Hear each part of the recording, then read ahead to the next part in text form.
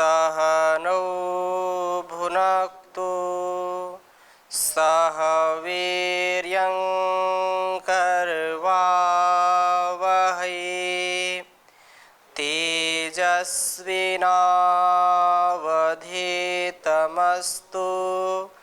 मा विद्विषावहै। ओम शांति शांति शांति। वैदिक जीवन पद्धति की इस कक्षा में आप सबका हार्दिक स्वागत है, अभिनंदन है। देव यज्ञ के मंत्रों का हम स्वाध्याय कर रहे हैं और जो मंत्र हम निरंतर स्वाध्याय में ला रहे हैं उनसे एक उत्साह, एक ऊर्जा, उमंग का आधार हमारे अस्तित्व में हो रहा है, क्योंकि हमारी यही परंपरा है। इस परंपरा से इतर जो हम कार्य करेंगे, इस दैवी संपद से युक्त जो व्यवस्था है, इससे पृथक भिन्न यदि हम कोई कार्य करेंगे तो निश्चित रूप से वो हमारी अज्ञानता, हमारे अविवेक और हमारे लिए दुखदायी होगा। यदि वास्तव में अपने जीवन को सुखमय बनाना चाहते हैं, वास्तव में अपने जीवन को आनंद से परिपूर्ण करना चाहते हैं, वास्तव में अपने प्रत्येक कार्य को यज्ञी बनाना चाहते हैं, यज्ञी तात्पर्य कल्याणकारी बनाना चाहते हैं, आपका उठना बैठना, सोना जागना, चलना फिरना, परस्पर के प्रत्येक संबंध यदि हम यज्ञी करना चाहते हैं, दिव्यता से ओतप्रोत करना चाहते हैं, तो हमको इस बात का जरूर गौरव रखना चाहिए कि हमारा जीवन यज्ञी हो। उस विधाता ने जैसा हमारे लिए विधान किया है, उस विधान संविधान का कभी हम अतिक्रमण ना करें, कभी उससे विपरीत आचरण ना करें, कभी उससे अलग या एक ये कह लें कि अपनी नई विचारधारा, नया मनमानापन, मन की मनमानी करके जब हम ज़्यादा अज्ञानता, अपूर्णता, संकीर्णता का व्यवहार रखते हैं तो फिर हमारा जीवन बहुत ही दयनीय हो जाता है। हम अपने जीवन को उत्थान की ओर ले जाना चाहते हैं, और कौन उत्थान नहीं चाहता। समाज में आप देखिए, चाहे रंक हो या राजा हो, चाहे वजीर हो या फकीर हो, सब चाहते हैं कि उसकी उन्नति हो।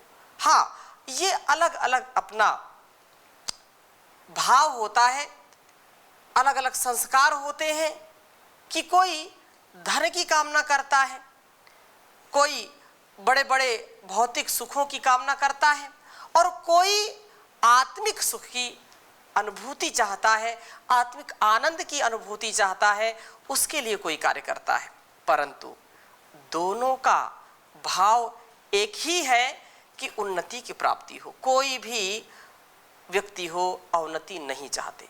तो ये जो यज्ञ का विधान ऋषियों ने किया है, यज्ञ हमारे लौकिक, पारलौकिक, भौतिक और आध्यात्मिक दोनों सुखों की भरपाई करने वाला है। अर्थात दोनों प्रकार के सुखों की यदि हम कामना करते हैं तो निश्चित रूप से हमको स्वर्ग की भी कामना यदि हमारे अंदर है तो यज्ञ से पूरी होगी, और इस धरा की कामना है तो भी यज्ञ से पूरी होगी। ऐसे दिव्यता से हम अपने जीवन को भर पाएं, और जैसे सूर्य चंद्र का जीवन है ऐसे अपने आप को कर पाएं, तो ये जीवन हमारा धन्य होगा। इस जगत में आना धन्य होगा और हम जगत देव बन जाएंगे। हम जगत के इस संसार के देवता बन जाएंगे। इसलिए जगत देव बनना है तो निश्चित रूप से अपने जीवन को अच्छा बनाना पड़ेगा। अपने जीवन को अच्छा बनाने के लिए जो यह विधान यहाँ पर हमको बताया जा रहा है उसको आत्मसात करना पड़ेगा। आगे की चर्चा हम करेंगे, क्योंकि आहुतियों के मंत्रों को हम निरंतर पढ़ रहे हैं और यहाँ तक हम पहुँच गए थे। ओम भूरग्नये स्वाहा इदम अग्नये इदन्नमम। और इसी प्रकार से भूरग्नये प्राणाय स्वाहा और दूसरे मंत्र का आज हम स्वाध्याय करेंगे। ओम भुवर्वायवे पानाय स्वाहा इदम वायवे पानाय इदन्नमम। आगे के मंत्र में जैसा हमने पहले इसको लिख दिया था, ओम भूरग्नय प्राणाय स्वाहा ओम भुवर्वायवे पानाय स्वाहा, इस मंत्र का स्वाध्याय करेंगे। और इसमें क्या कहा कि यह जो परमात्मा की व्यवस्था है वह जो सर्वरक्षक है, सबकी रक्षा करने वाला है। ओम भुवः सर्व दुख नाशक है, सारे दुखों का नाश करने वाला है। यहाँ संसार का जो दुख है, किसी भी प्रकार का दुख है, तो उसको एक ही चीज़ से हम समाप्त करना चाहते हैं। और उसके लिए जितने, अगर 5 प्रकार के दुख है तो 5 प्रकार के आपको औषधि, 5 प्रकार की चीज़ें लेनी पड़ेंगी। लेकिन एक ही सबकी औषधि यदि है तो वह परमपिता परमेश्वर सारे दुखों का नाश करने वाला है। औषधि खाएंगे, यदि किसी को तनाव है तो तनाव के लिए क्या औषधि देते हैं? डॉक्टर संजय जी यहाँ बैठे हैं, क्या औषधि देंगे? यदि किसी को तनाव आ गया है, किसी को अनिद्रा है, क्या उसको दवा देंगे? आप बताइए। ओम स्वामी जी, जैसा आपने कहा उसमें ये देखना पड़ता है कि पेशेंट की प्रकृति क्या है। हाँ। और तो प्रकृति के अनुसार फिर उसका निर्धारण करते हैं कि और उसमें उससे शरीर में क्या बढ़ा हुआ, कौन सा तत्व बढ़ा हुआ है जी। तो उस हिसाब से बगैर किसी मेडिसिन के भी, जैसे कि सभी जीव जंतु हैं, हाँ, उनको स्ट्रेस नहीं होता। जीव जंतु की बात नहीं कर रहा हूँ, तो मनुष्य को चूंकि स्ट्रेस होता, अगर किसी व्यक्ति को अनिद्रा है, वो सो नहीं पा रहा है जी, आपसे पूछता है औषधि क्या? केवल औषधि की बात करिए, ध्यान और प्राणायाम की बात नहीं करेंगे। जी जी जी। औषधि क्या देंगे उसको? औषधि उसको देंगे महाराज जी कि जो सो नहीं पा रहा उसका सर गर्म मिलेगा हमेशा। हाँ, ठीक है। तो उसको पैरों में गर्म पानी की पट्टी सिकाई करवाएंगे, गर्म पानी में डाल के, तो इतने में, और पैरों में तलुओं में मालिश करेंगे सरसों, तो नींद उसकी अच्छी आ जाएगी। अंग्रेजी दवा क्या करेंगे? अंग्रेजी दवा में तो स्वामी जी इसके लिए एल्प्रॉक्स दवा आती है। हाँ। जो नींद की गोली कहलाती है एल्प्रॉक्स, वो 0.525 की 0.5 की वो देते हैं। तो जो है किसी को यदि भूख नहीं लगती है तो क्या केवल गर्म पानी, जो भी आप उपाय बताएंगे जी, तो ये कहने का आशा ये है कि यदि शरीरगत या मनोगत कोई भी बीमारी है तो उसमें हमको अलग अलग उपाय करने पड़ेंगे। बिल्कुल बिल्कुल, ठीक है ना जी। लेकिन ये सारे, अब किसी को सर्दी लग रही है तो उसका अलग उपाय करना पड़ेगा, भूख लग रही तो अलग उपाय करना पड़ेगा। बिल्कुल। और यदि मानसिक दुख है उसको तो उसका अलग उपाय करना पड़ेगा। लेकिन सारे दुखों का ये कह दिया निवारण कौन करेगा? परमात्मा करेगा। अब उसके लिए उसका जो मानसिक स्तर है, वैचारिक स्तर है, भाव का स्तर है, उससे भी एक जो बीमारी का स्तर होता है वो घटता है कि नहीं घटता। यदि मानसिक उसका विकार नहीं है, वो पूरे उत्साह से यदि परिपूर्ण है, तो क्या उसके रोगों में उसका इलाज है? जी स्वामी जी, बिल्कुल ठीक कह रहे हैं। प्रज्ञापराध सर्व रोग कारणम, प्रज्ञापराध सभी बीमारियों का कारण है। किसी को कहा गया stress is the main cause of all problems. जो आधुनिक साइंस कहती है वो ये कहती है कि सभी बीमारियों का कारण है प्रज्ञा, मतलब स्ट्रेस है, तनाव है। तो इसमें तो समाधान यही है। बहुत सारी चीजें हैं, केवल आशा इतना है कि सारे रोगों का उपचार इस संसार में एक ही औषधि से नहीं हो सकता है। अगर त्रिदोष हो गया है तो जो सबसे अच्छी औषधि यदि आयुर्वेद में हम कहेंगे तो क्या है? सबसे अच्छी औषधि होगी गिलोय। रामचरण जी, त्रिदोष है, किसी को वात रोग हो गया या उसको वात पित्त कफ हो गया तो क्या देते हैं? गिलोय देते हैं। गिलोय घनवटी देंगे या क्या देंगे? और गिलोय काढ़ा देते हैं यदि ज्वर है तो उसको। लेकिन अब कोई जो है बोले मेरा मन खराब है, तो गिलोय का ज्वर जो है क्वाथ दे करके उसका मन ठीक कर सकते हैं आप? सारे रोगों का उपचार परमात्मा ने बनाया है। इस संसार में जो औषधियों के रूप में है, किसी के भी रूप में है, औषधियों का कोई कम जानकार है, कोई ज़्यादा जानकार है। जितना जितना जानेगा उतना उतना उसको समाधान मिलेगा। लेकिन प्रत्येक रोग का एक औषधि है, वो क्या है? परमपिता परमेश्वर। उसका यदि हम परिधान करेंगे, उसका ध्यान करेंगे, तो शारीरिक और मानसिक आदि और व्याधि दोनों की समाप्ति होगी। इसलिए ये बात कही कि वह परमात्मा सारे रोगों का उपचार है।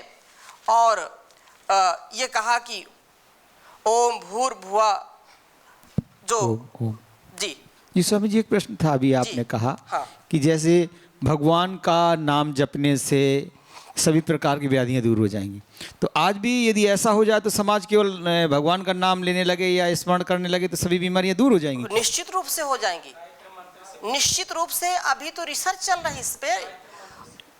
जो महामृत्युंजय मंत्र है, गायत्री मंत्र है, इन पर रिसर्च चल रहे हैं जी। और एक तो ये है कि ठीक है हम केवल ऐसे ही जप रहे नाम, जपने की बात नहीं, जब उसमें व्यक्ति भाव विभोर होकर के जुड़ता है तो निश्चित रूप से उसका मानसिक जो विकास है, मानसिक उत्साह वो बढ़ता है। और मानसिक उत्साह बढ़ने से ऐसे हार्मोन्स का सिक्रेशन होता है जो हमारे रोगों को भी दूर करता है, शारीरिक मानसिक दोनों प्रकार के नए नए सेल्स उससे पैदा हो जाते हैं। इसमें कितना हम खोज कर सकते हैं हमारे ऊपर निर्भर करता है। ऐसे महापुरुषों का जन्म हुआ भारतवर्ष में या बाहर भी विदेश में भी कि उनको कैंसर तक के रोग हो गए, और लेकिन उनके स्वभाव से, उनके व्यक्तित्व से किसी ने एक बार भी ये अनुभव नहीं किया होगा कि इसको कैंसर है।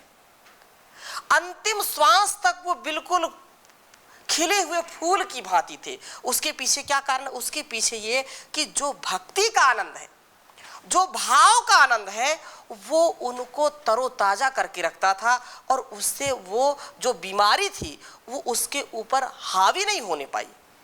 शरीर है और रोग होगा, निश्चित रूप से होगा, लेकिन कहने का आशा यह है कि व्यक्ति के व्यक्तित्व पर उसका कितना प्रभाव पड़ेगा, कितना असर होगा।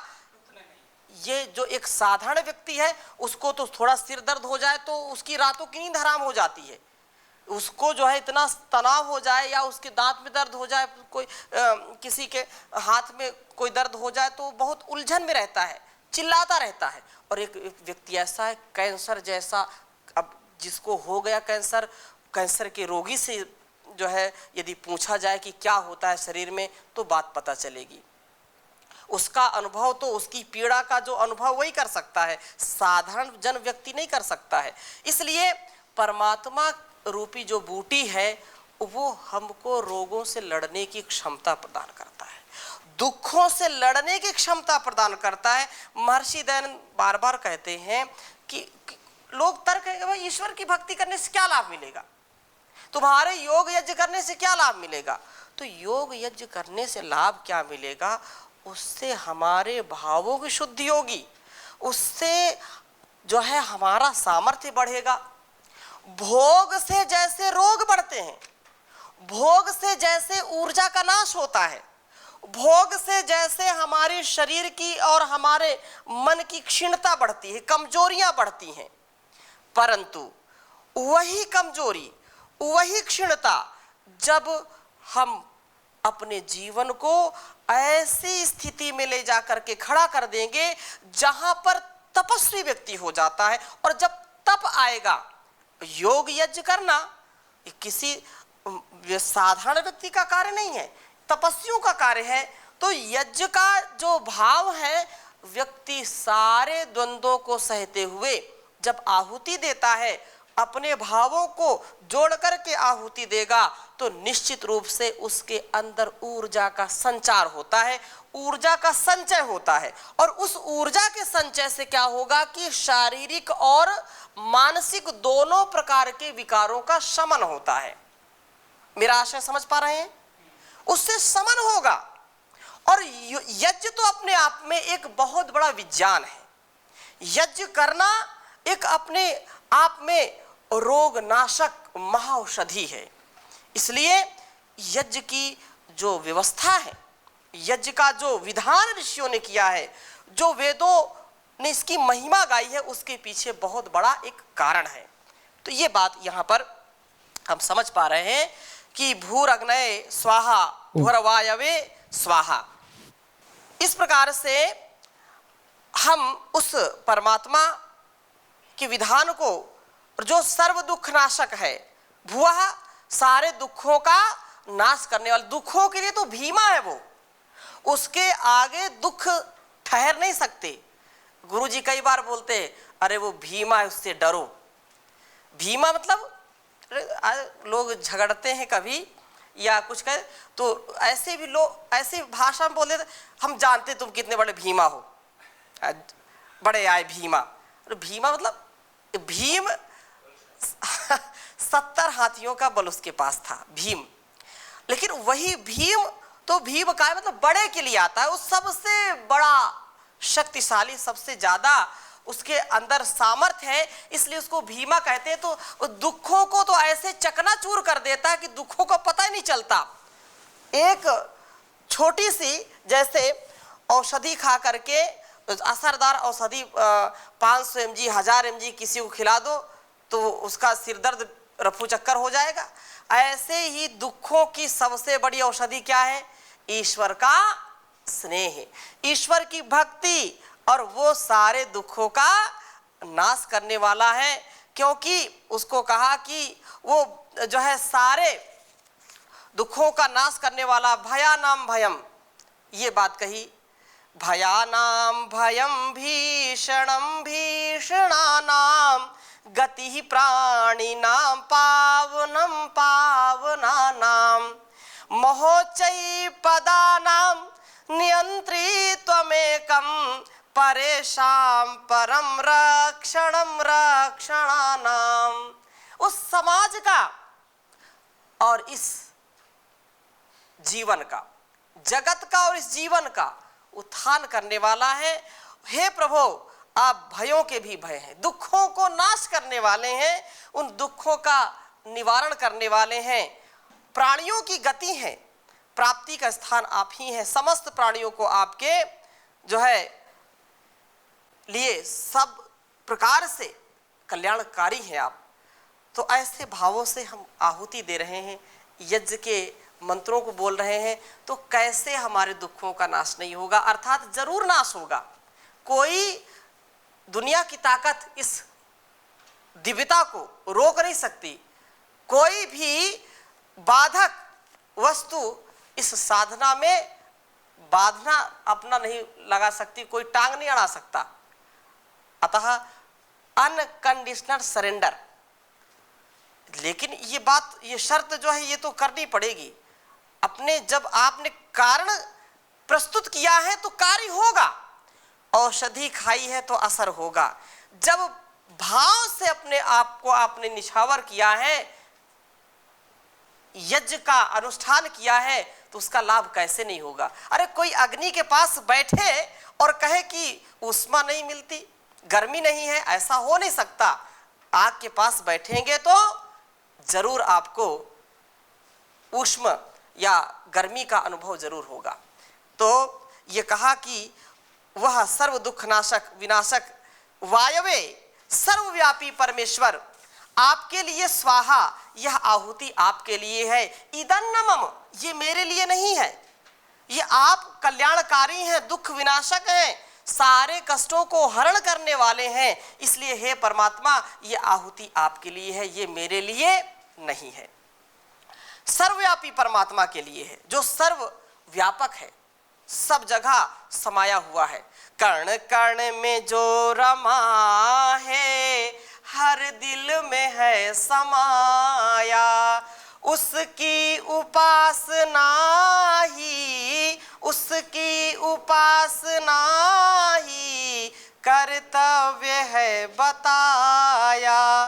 कण कण में जो रमा है, हर दिल में है समाया। तो हर दिल में समाया है वो। और इदन्नमम, ये आहुति उस कणकण में बसने वाले परमात्मा के लिए है। और अगली बात क्या कही? ओम स्वरादित्याय। अब जो स्वरादित्याय के लिए आहुति है, इस मंत्र को हमने नहीं लिखा था, इस मंत्र को लिखेंगे और अपने भावों के साथ आहुति जब हम देंगे तो निश्चित रूप से हमारे जीवन का जो उत्कर्ष होगा वो आप स्वयं अनुभव करें, तब जाकर के ये बात बनेगी। लोग कहते हैं कि यज्ञ करने में बड़ी उलझन है। कुछ लोग कहते हैं और इतना हम पदार्थ खाएंगे, सेवन करेंगे तो लाभ मिलेगा। लेकिन इस बात को हमको समझना चाहिए कि त्याग सबसे बड़ा हमारा उत्थान करने वाला है। यदि व्यक्ति त्याग ना करे तो जीवन में एक पल भी आगे नहीं बढ़ सकता, एक कदम आगे नहीं बढ़ सकता है। एक कदम हम पीछे से उठाते हैं तो एक कदम आगे बढ़ाते हैं। त्याग करना पड़ता है। उन्नति यदि करनी है तो इन वेद मंत्रों के साथ अपने आप को आगे बढ़ाना पड़ेगा। और यही बात आगे के मंत्र में है कि वो जो सबका प्रकाशक परमात्मा है, उसके ध्यान के साथ, उसके द्वारा दिए गए ज्ञान के साथ अपने आप को आगे बढ़ाना है। तो मैं मंत्र लिख रहा हूं, इसको आप भी लिख लीजिए। ओम भूरग्नये प्राणाय स्वाहा, ओम भूर्वायवे पानाय स्वाहा, ओम स्वरादित्याय व्यानाय स्वाहा। ओम स्वरादित्याय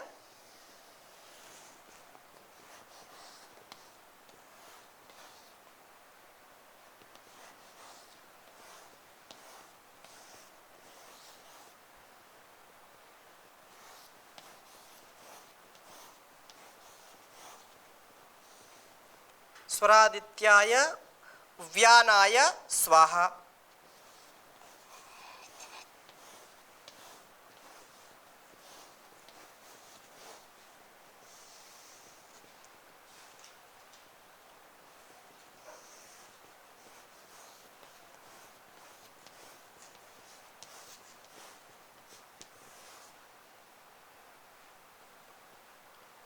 वो जुड़ता जाएगा, इदम आदित्याय इदं नमः। ओम स्वरादित्याय व्यानाय स्वाहा। इस प्रकार से इदम आदित्याय इदं नमः ये बात कही कि हे सर्वरक्षक, सब सुखों के दाता, सारे सुखों का वह खान है, सारे सुखों का दाता है वह परमात्मा। और आदित्याय अखंड प्रकाश का जो विधाता है, अखंड प्रकाशक है, जो अखंड प्रकाश, जैसे सूर्य चंद्र में जो प्रकाश है उस परम पिता के द्वारा दिया गया प्रकाश है, इसलिए उसको आदित्य कहते हैं।